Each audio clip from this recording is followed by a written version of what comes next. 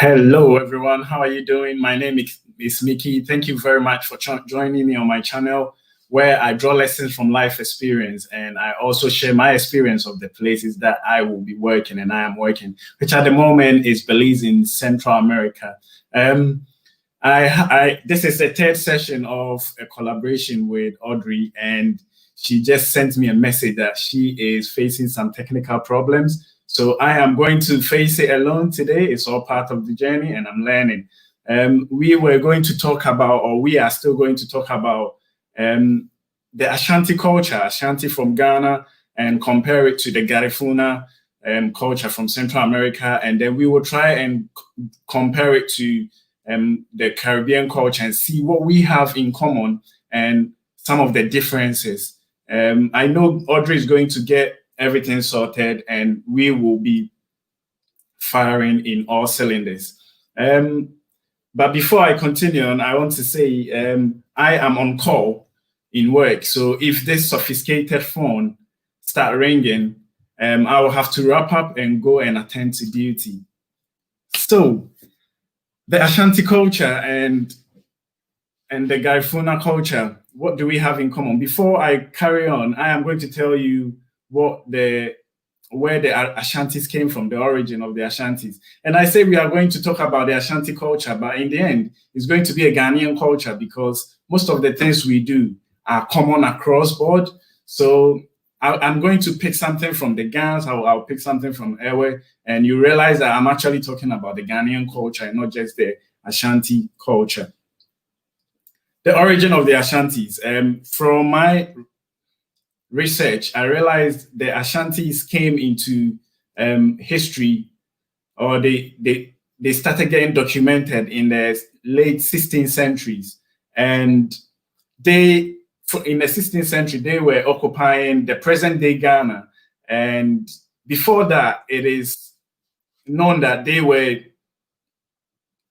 were settled in the old Empire of Ghana, which wasn't in Ghana, where the modern-day Ghana, it was a bit, I would say, northwest, getting to Guinea area, and not Guinea, getting to Gambia area. And they started migrating into the present-day Ghana because of the Islamic influence in that area. And most of them were the Akans. So it was about 41% were Akans, and some of them were from Ivory Coast, and they settled in the modern-day Ghana. And when they settled, they started settling in kingdoms. They started settling in kingdoms. So we had the Dentres, and then we have the Kumasemai, which is now Ashanti. And the Dentres started controlling the mineral resources, so the gold and the natural resources in that area, this modern-day Ghana. And the Ashantis, the Kumasemai, decided to rebel against them. So the then chief, who was called Osei Tutu, sanctioned the priest, who is called Okonfo-Anokye, and they started consulting the oracles. And it is alleged that Okonfo-Anokye did some chants, and we had the golden stool, which is called Sikedra Kofi. And the golden stool can be seen here. Let me see if I can share my screen. So this is the present day. So this is the present day chief, Otunfo Osei Tutu II. And if you can see the golden stool, the golden stool became the symbol of unity. I've got yes, Audrey will be joining me in 5 minutes, so I'll carry on. So this is Otunfo Osei Tutu II, and that's the golden stool. And the golden stool stands for unity, symbol of unity. And it went on to the extent that the Ashantis defeated the Dentres. And there were a lot of wars. I'm not going to go into that with the Fantis, with the British, and it went on. I'm not going to go into that until this present day. I think I am joined by Audrey. I'll bring Audrey on. Hello, Audrey. Hey, Mickey. How are you doing? Good, good. I'm back online. Thank goodness. You're back online. Thank God. Well done for that. I have started. I have started doing the origin of the Ashantis, and I've done it already. Do you want to introduce yourself and tell us what you do?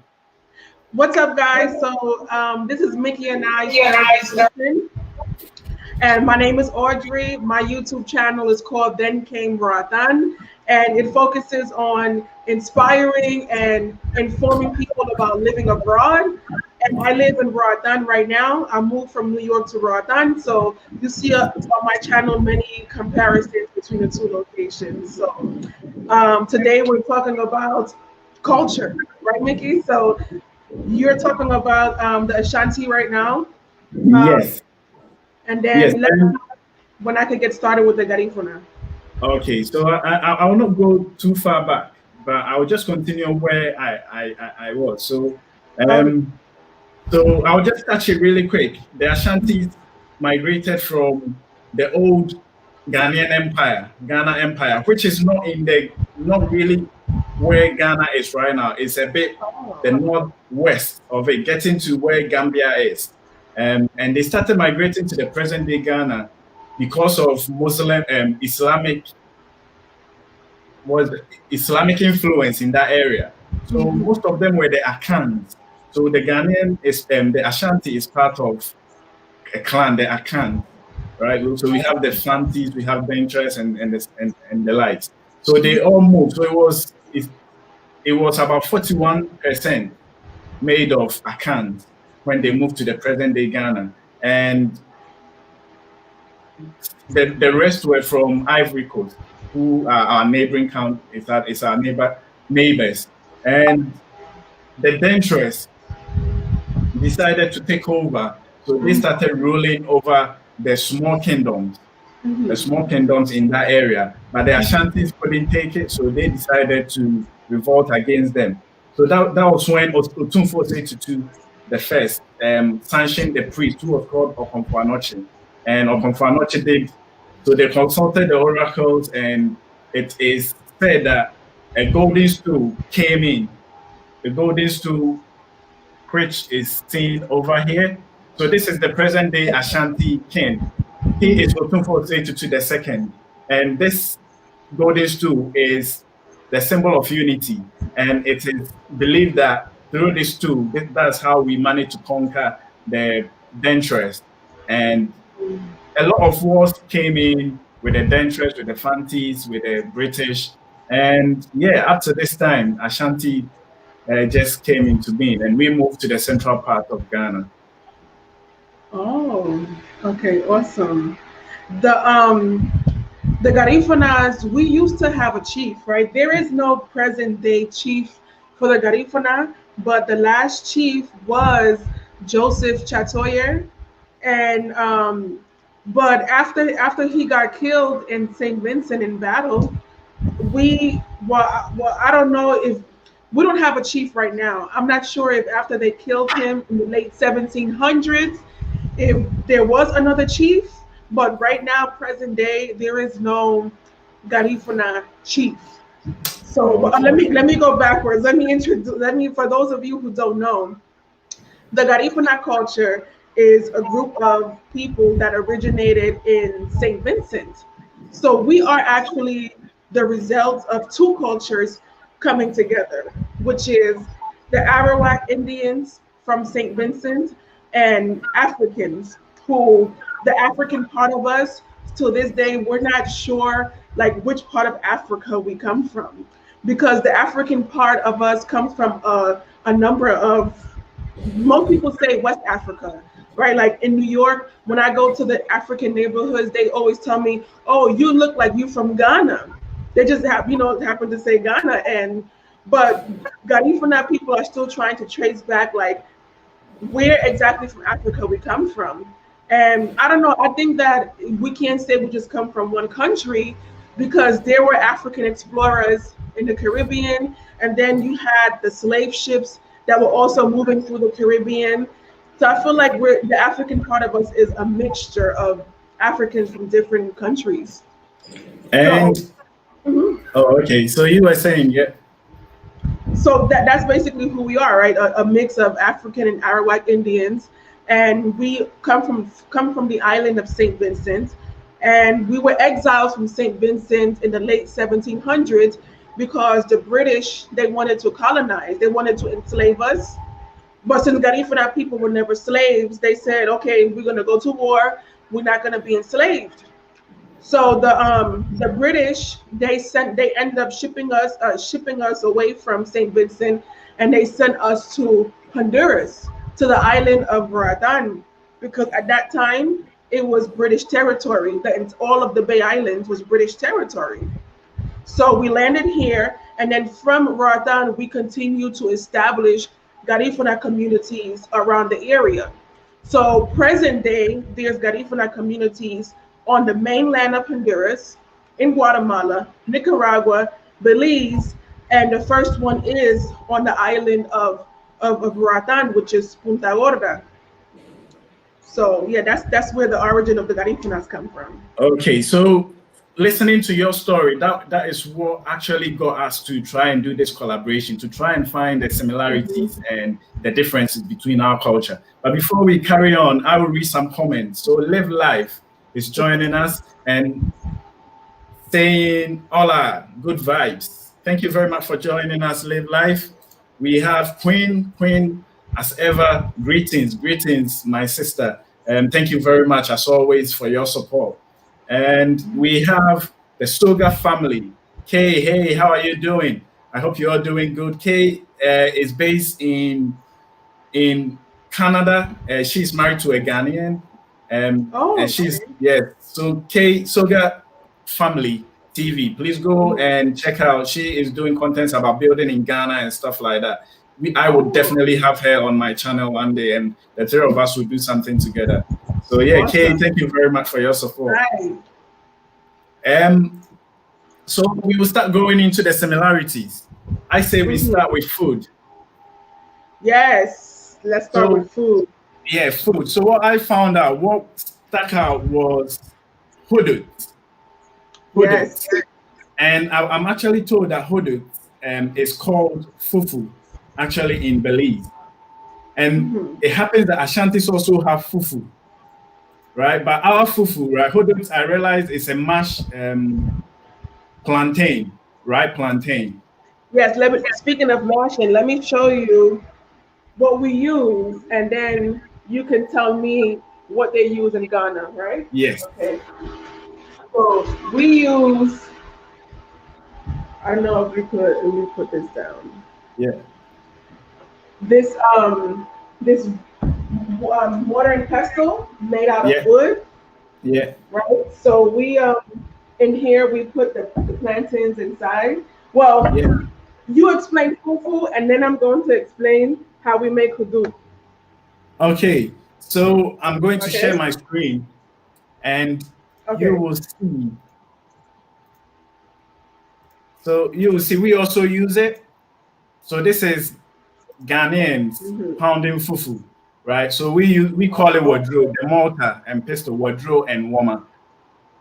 And for us, we use plantain and cassava, and ours is a bit finer. So ours is a bit mm-hmm. finer. I've got a picture showing.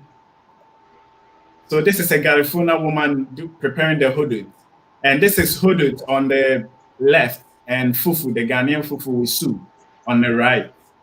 Mm-hmm. So ours is a bit finer, and Mm-hmm. the fufu, the hudut, is a bit Mm-hmm. rough. So yeah, can Yeah. you explain more? So hudud, in what Honduras they call it machuca, the Spanish name, and the Garifuna name is hudud. And so it's basically a coconut-based seafood soup.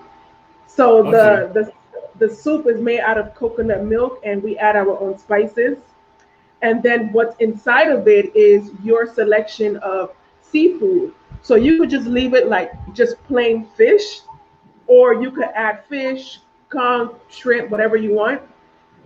And then the mashed plant, the dumpling, or the bread kind that accompanies the soup is green plantains and ripe plantains, So what we do is we boil it, and then we put both the green and the ripe inside of this right here. This in Yeah. Garifuna is called a hana. Okay. Hana is in Garifuna, and then we call this the stick to mash hanodu, to mash the plantains. So we put Okay. the both of the plantains inside here, and then we mash it, and then basically you take the portion of plantains that you want, and you put it in your soup, and that's how you eat it. All right. Oh, cool. Mhm. Um, so we have something in common there. Mhm. So I Sugar wanted to Family ask. TV. So with Yeah. the So fufu, yeah. is the base of the fufu coconut milk as well? Not really. No. So we have different types of soup. Hmm. Different type of soup. So it can be the palm nut soup. It can be groundnut soup. And groundnut soup is my favorite actually. And then we'll have the chunk of fish or meat in it. Yeah. So So is Sugar it? Family said we also use it to pound corn. Okay, yeah, we use Oh, it to pound corn as well. hmm, So she's talking about the mortar and pestle. yeah, awesome. So let's And move on to the oh, you were saying, sorry. no, I have one more question. If the fufu, is it seafood or it could be meat, or is it one, or is it, can it be either or? It could be meat, it could be chicken. We have chicken soup, and it could be fish as well. Oh, okay, Yeah. okay, So it awesome. depends on what you decide to eat it with. Oh, okay. Vegetable soup, yes, and vegetable soup. Mm-hmm. Live life, thanks. Cool. And Awesome. another thing that came out that stuck out was cassava-based food. So I realized when I went to Dangrega, the Garifunas have cassava granule, which we call gari. Gary, we call it Yeah. ereba. Oh, ereba and ereba. Ereba. Well done for saying that. So from Nigeria, when you mix gari with hot water, we call it eba, but you call it Really? ereba. Yeah. Ereba. Wow. So we call Eba. it eba. But that one, I think, came from Nigeria and is Hmm. eaten all around the country. Hmm. So And that's another. so you guys make the cassava bread, the because we do a lot of things with cassava, but what I'm referring to specifically the cassava bread. Oh yes, yes. Let me show you. Let me show Oh, you so this. that's what the Garifunas use. This is one of the tools that we use to make cassava. In Garifuna, it's called a hibise. Oh, okay. Hibise. So this is like a sifter. It's a All sifter right. to sift the yuca. Ah. So if you Hmm. can see in this picture, in the middle of those ladies, we have a square Hmm. version of that we also use in Ghana. And this is not actually Ashantis. I believe this is prepared more by Evers. This is prepared more by Evers. Hmm. If I'm mistaken, please correct me, someone. But it's from Evers. And okay, Mickey, and then after you grate the cassava, after we grate the cassava, we use this. This is a long tool. We call it's called Yeah. ruguma in Garifuna, and this is a filter. Oh, okay. So after we grate the coconut, I mean after we grate the yuca, this is so long. After we Yeah. grate the yuca, we stuff the shavings of the yuca in here, and then we hang it from like a tree or something strong enough. And the water from the yuca, it comes out here on the bottom. So Oh, what okay. do you know what they use in the Ashanti tribe to dry out the yuca, or do you guys dry it out? It will be more, as I said, by the Evers. Hmm. I think they use the sieve more. To be honest, I don't know the process, but I know that they dry using the sieve and then they put it on fire straight away and then they stir it. I can't be wrong. and then it turned into the granule. Soga Family TV says, we are so connected in Jamaica. We make bami from cassava as well. So yeah. Wow, wow. You see, this is what I was talking about. I see a lot of similarities in the Yeah. Caribbean culture. And talking about the Jamaican and Caribbean as well, rice and beans. We have a food called wache, and every time I see rice and beans, it reminds me of wache. We eat wache. It's also rice and beans based. So rice and Really? beans remind me of that. And then we have the bofrot. Bofrot in Ghana, it's like a fried dumplings in the Caribbean Mhm. as well. And then Oh, we have meat pie. We have meat pie, which is called pasty. I think it's called patties or pasties in patties. Yeah, in the Caribbean. So we are wow. connected. Yes, That's good. definitely. So should we move? Should we move on to spirituality? Yeah, yeah. Let's move on to spirituality. Yes. So Suga family said, "Wow, yes, we have a lot in common." And Live Mm-hmm. Life said, "In Ghana, we put the cassava dough in a sack." Oh, so in Ghana, we put the cassava dough in a sack and hard Uh-huh. press it before it's fried as gari. So Everybody. instead of Oh. using that long, yeah, we put it in a sack and then we beat it. They Mm-hmm. press it and then it becomes hard before they put it on fire. Thank you very much for the Wow. contribution. Wow. So we move on to spirituality. Mm-hmm.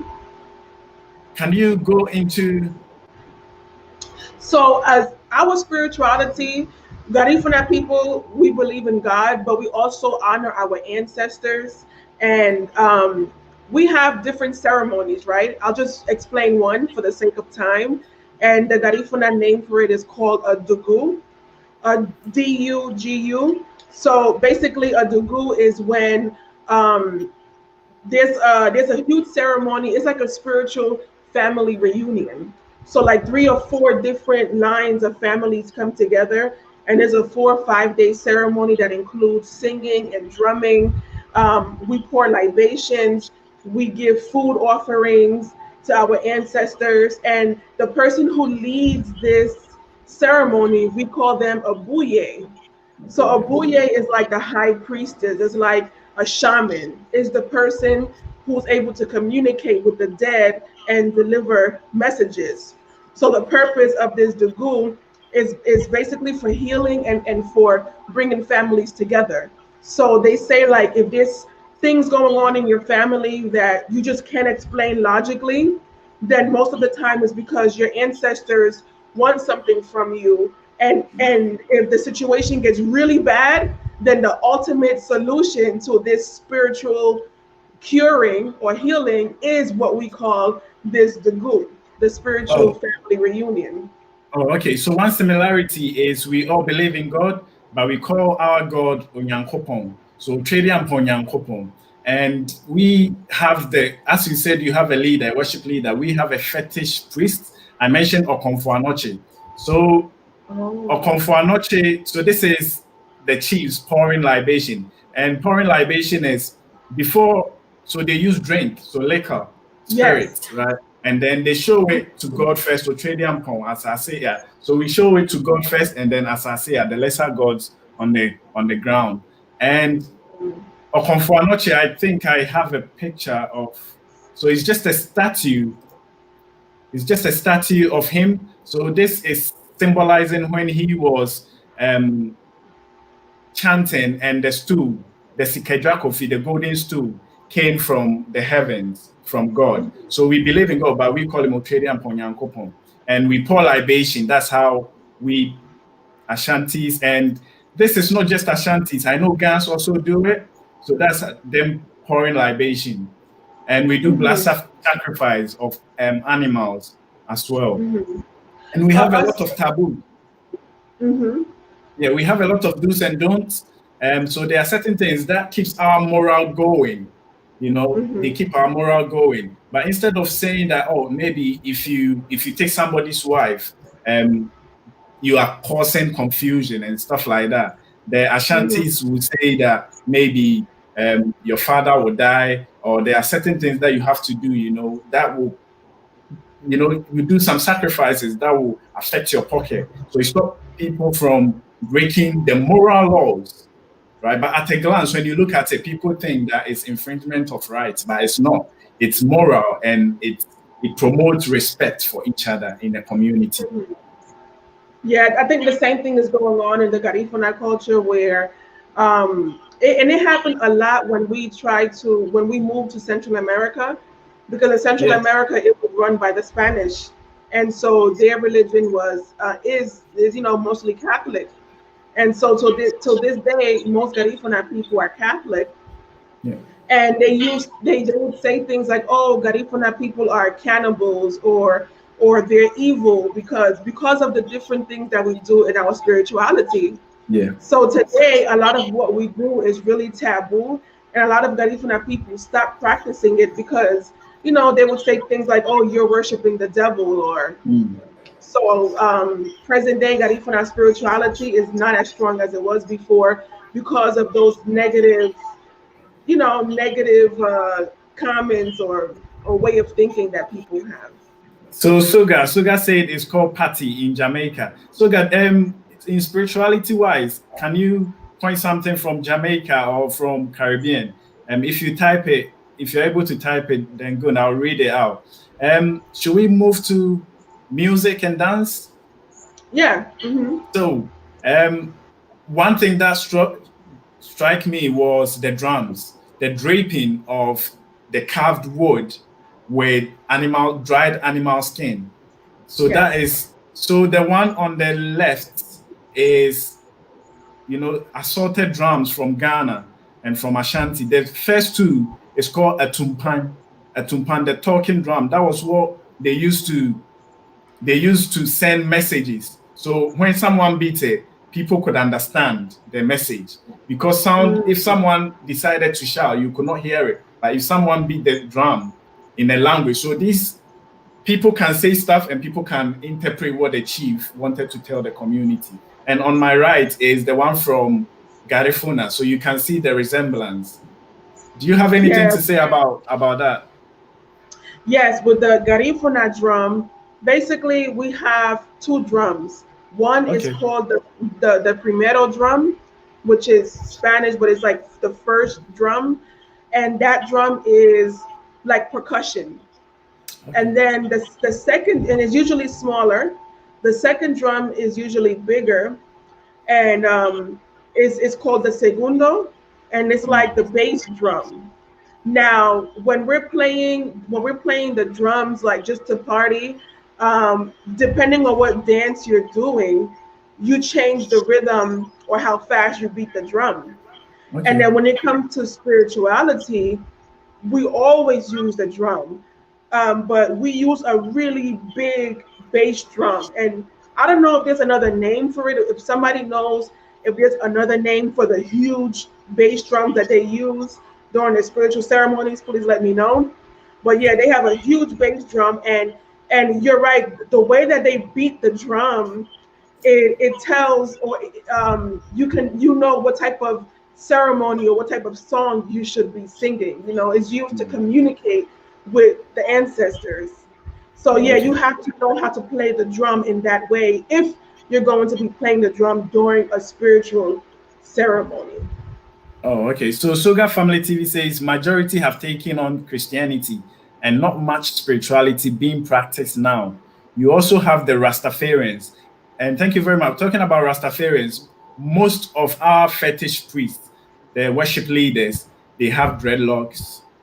So maybe there's a link between in that as well. So all the pictures, all the drawings I've seen about Konfanochi, he had dreadlocks. So maybe that's a link. And we also have a big drum. I don't know, it's a little picture, but I hope you can see it. So this is the Mhm. Fonton from drum.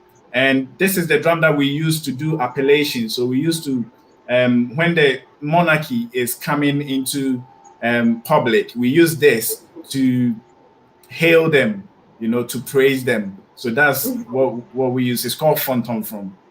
Mm. Yeah. So Awesome. should we go into the dance? I found something Yes. about the dance. So Jankuno, that's one thing Mhm. that strike me. So the Jankuno dance, this this is the costume. So the one on the left, it's from the Winneba festival, fancy dress festival in Ghana, in the central region of Ghana.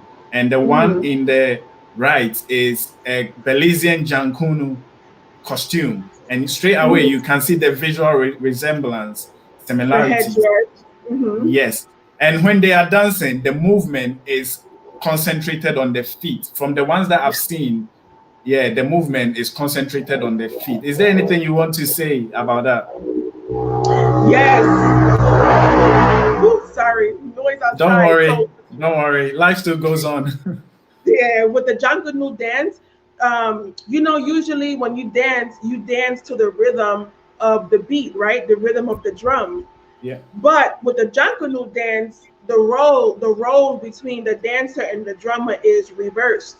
The drummer is beating the drum according to the footwork of the dancer, of the Wanaragwa dancer, the Jankunu dancer. So it becomes like this competition, this intense competition between the dancer and the drummer. And with the Wanaragwa, they have it's two stories, right? Over here in Honduras, they say that during the war between the Garifuna and the British, that the Garifuna chief at the time, he made the soldiers dress up as women in order to fool the British, so that when the British arrived to the community, they would see women, but in fact it would be men, and they would ambush them. So according to that legend, they won a battle by using that tactic, and in order to celebrate the victory of that battle is when they would dance the Jankunu dance. So that's why in Honduras, the Jankunu costume, it has the woman's shirt and the woman's dress, and a whole bunch of ribbons, colorful ribbons. It has similar headdress like what you see with the Belizeans, and also you have the small shells on the knees that make noise when they jump up and down. So that's the story in Honduras behind the Jankunu dance. Soga TV said, really, and I think it was to the dreadlocks of our fetish priest. Yeah, we do have that.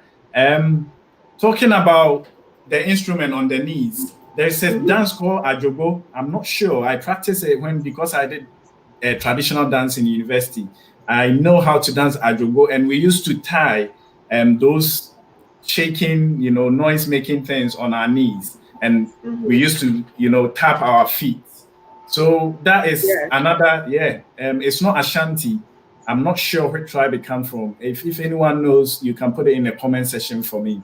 So that is one thing. And one story is when we were kids, these masquerades, they will use that to, if you are told to do something and you didn't do it, your parents will tell you that the masquerades will come and catch you. So yeah. So Live Life said some ethnic groups in northern Ghana also have some dance moves similar to Jankunu dance, stamping of the feet and shells around the legs. That was what I was saying, yeah. And Soga family, Kay said, this is still present in Jamaica and can be found when there is cultural events, and it is to remind us that we overcame and used the ceremony of assault, of mockery to the British that we overcame. Oh, thank you very much. Okay, so this is what I wanted to, we don't have that much time left, but thank you, Soga, for that comment, because in my research, I believe that the more accurate story of the Jankunu dance in Belize and Honduras is what Soga said. And the reason why I say that is because Jankunu is not just in Honduras, it's not just in Belize. You see, she's saying it's in Jamaica, in Ghana, it's in other Caribbean, in other Caribbean places. What is the link between all of us? Is Africans, right? And overcoming slavery. In the Garifuna case, we weren't slaves, but we overcame the British too because we fought being slaves. And in Jamaica and other Caribbeans, they were enslaved, but then, they were free. So I believe that the Jankunu dance is mostly, I think the real story is what Soga said, that it's a mockery of of us overcoming British colonialism. Yeah. So it's very true, overcoming British colonialism. But we are not going to finish without me talking about the flag. Oh yes. the flag. So on the right is an Ashanti flag, the Mm-hmm. yellow, black, and green. And then we have the black and yellow in the Garifuna flag. But one thing that came to mind last night, I've been looking at the Jamaican flag all my life, and I didn't realize that it was black, Uh-huh. yellow, and green. So that is Mm-hmm. the link over there, isn't it? Yes. With the So, yellow, it's the yellow signifies how rich because of the gold that we had in the Ashanti in Ghana, and the greenery is the forest, the natural resources. And if you see in the black, we have this stool, so it signifies the Sikedra Kofi. That's the golden stool that I told you about, the symbol of unity for mhm, Ashantis. Is there mhm. anything you can say about? Yes, but the Garifuna flag, the yellow is like a symbol of hope when they were exiled from St. Vincent and trying to get, used to this new land in Central America. And some people also say it's representative of our Amerindian culture, which is Yes. the Carib and the Arawak, the yellow Caribs that consist of our mix. And the white represents two things. It represents the peace that Garifuna people were seeking when they were exiled, and it can also represent white for the skin of the Europeans who tried Okay. to colonize us. Mm. And then Oh, the black, it represents us black Caribs, black people, the color of our skin, but it also represents the suffering and the pain, the hardship that we went through during the war and all of the stuff we endured during the exile. yes. Soga Family TV says those are our colors. I know, right? And say black for the people. Oh, black for the people. I forgot about that. Thank you very much. And yellow shows the riches that we have. Mm. Another thing that struck me that I think we have to talk about. Another thing is the Mhm. Anansi stories. Anansi stories. So one day I was driving with my Belizean colleagues, and they were like, "Oh, Mhm. do you have any folk stories?" And I was going to say, "Oh, the spider story," and then he burst out and he said, "Anansi." And growing up, Anansi I thought was tree, my language, Uh-huh. tree, right? And to see a Caribbean say Anansi story, I was like, "Wow!" So So and what I is an know it's story? so the Anansi story, it's our fairy tale story, but the main character is Anansi. Anansi is the spider. It's a character, Mhm. and the spider is very wise, and most Mhm. of the story is about Anansi trying to trick people into Mhm. doing things, and sometimes it backfires on him. Mhm.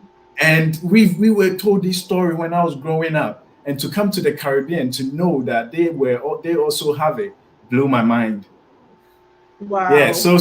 Sugar Sugar family says green for the riches of the country, greenery, vegetation. And then again, we are connected. We talk a lot of Anansi stories, but he was always a thief. So as I Oh said, he was my. a thirster, yeah. So Uh-huh. he was like the wise guy. But there are a lot of morals in those stories as well. And in the stories, yeah. There's a Garifuna people tell a lot of stories as well. I'm not sure if there's a Garifuna name for it, so if someone knows, then let us know. But I remember when I used to visit Rodan as a child before we had good electricity. Yeah. I still remember my cousins and the uncles when there was no light, just coming together and just telling stories. And I believe that's also a way how we were able to maintain our culture because our history is mostly oral. So Yeah. our stories are told through these, gatherings during family and also through music, through songs. Yeah. This one might be the final one. The Okay. dress, the dress, like the Oh, print that I wear, the dashiki. mm-hmm. Mm-hmm. I Okay. that also connects us so much. Like what you Mm-hmm. are wearing when I was growing up on your head, we used to Mm-hmm. call it yen fita. Yen fita, nothing will move me. Nothing will move me. And it was normally put on when you when you have someone, your neighbor, who is infringing upon your rights and you wanted to confront them, you will tie it like that. But I think now it's become Oh a wow. fashion. Yeah, Yeah. Well, I use it for fashion. a fashion. Yeah. So yeah, that's one thing. And I have this picture. So on on the right is a modern day Garifuna woman, slaying it with the we will call it African prints, On the right? left. On And the left, you mean, on the yeah, left. Uh-huh. yes, and then the long one is a Ghanaian. But what I realized was in the Caribbean and the Garifunas, they make it a flare. The skirt is a bit flary, Yes. and Ghana is so to say we call it slate. So the top one is called kaba, and the down one is slate. Yeah, with the Garifuna one, it's until now that Garifuna people are incorporating African print, but the style is similar. Like you said, it's more of a flare, and the bigger the flare, the ones with the really big flare is because that's the dance for you to dance. Because when we dance, we need to move our hips, so it needs to be loose and flary, so the skirt or the dress can move with us. So, Yeah. but yeah, the prints now are more African print, but usually it will just be like different type of patterns or solid colors put together in a certain way. But nowadays, Garifuna people are incorporating more African print into the design of the Garifuna clothing. Live life can understand Yemfita. If you can understand tree, it's funny actually. So she's laughing about it.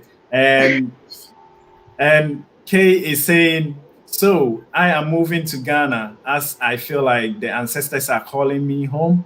And Mickey, look how we are connecting. I am learning so much.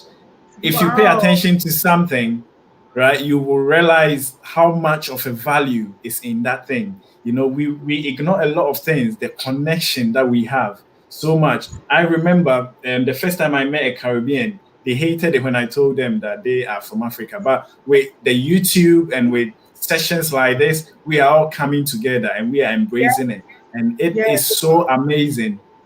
It is so amazing, far and Yes. wide. I, Definitely. yeah, So I I will. think.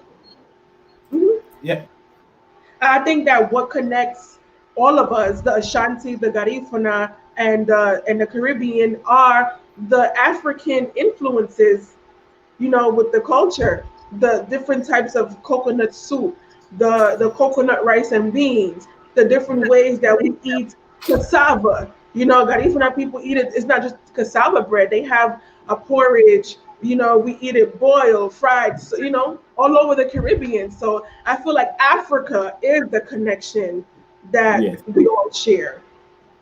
yeah. So live life says food. The Caribbeans have dukuno, and we have dokuno. Yes, that's one thing. So we have Yes, dokuno, and they have dukuno. Yeah, yes. that's one thing. Mhm. So final words. Do you have anything that you want to say final? No, it's just that Africa is our connection, and I believe that no matter where you are in the Caribbean, you're gonna find some type of similarity between you and some, a Ghanaian or Nigerian, because that's what connects us. Yes. One thing I will say, this is our final session, but it's not going to be the last ever. I'm sure I'm going to speak to you on a live session. But this is one thing I will say.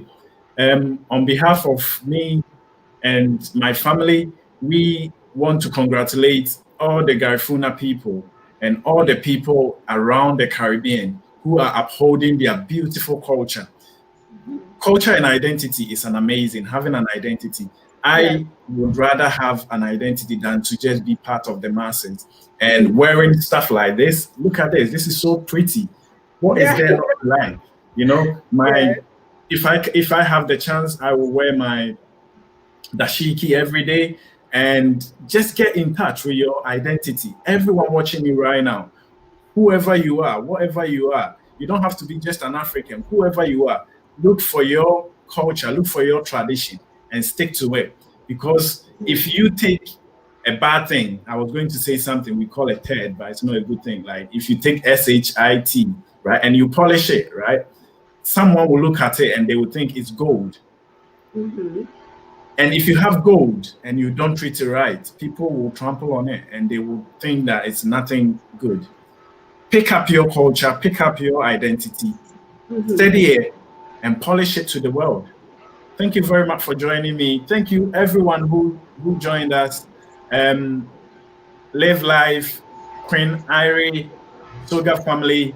Thank you very much, and I hope to see you again. It's flown by. Yeah, for real. All right. So Um, thank you. Take care of yourself. Keep safe. yes, Bye thank you for bye. watching. Bye. Bye.